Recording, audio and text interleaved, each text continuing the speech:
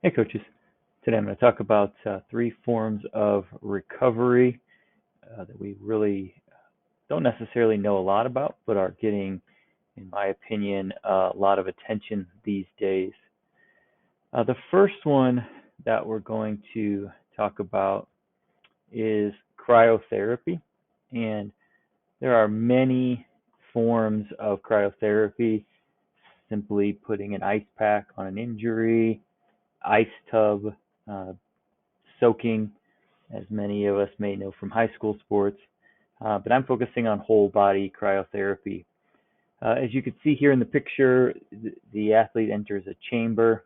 You can see there their ears are protected as well as their feet. You can't see that in the picture.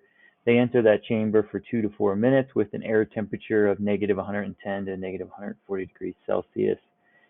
These spas have gotten a lot of notoriety lately. There's actually one that's recently opened up in my neighborhood. There is some evidence to suggest that there is less soreness reported. Um, it may suppress the acute inflammatory response. It's very interesting. There's a few different studies, and they're just a bit conflicting. There's a handful of studies that show that it does, and there's a handful of studies that it does not increase that or decrease that inflammatory response.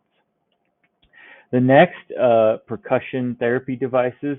I think many of us have seen the advertisements for these or know someone that has one.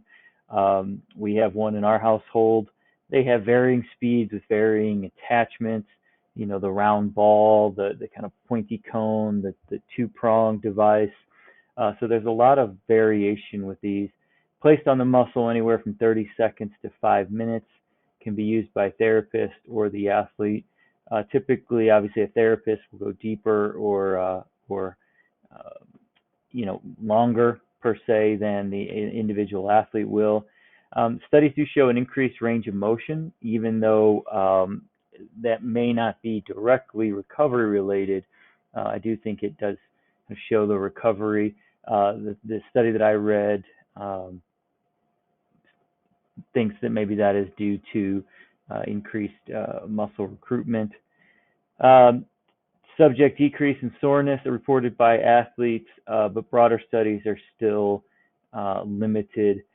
You know, the studies that I looked at were one particular device, mostly amateur athletes, not elite level athletes. So there is more studies kind of needed on that. And then lastly, CBD or cannabis-based derivative, whatever you want to call it, um, it is the legal uh, derivative from the hemp plant there or the marijuana plant. There is no THC.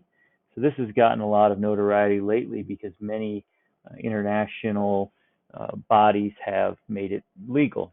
Uh, Available in many, many different forms: oils, lotions, solids, like a roll-on, capsules. Studies have shown that it effectively suppress the acute inflammatory response. Um, Again, reported in a reduction of pain and soreness by the athletes. Better sleep patterns have been reported. So that's an interesting one with this, is that athletes did report better sleep habits. One thing, and it's not related to recovery, however, athletes also did report less sports performance anxiety in using a cannabis-based derivative. So one of the limitations is obviously the not a broad base of studies, particularly on elite athletes, but many organizations do have some sort of, now sponsorship with a cannabis-based company. For example, USAT has a premier partner that they use for CBD products.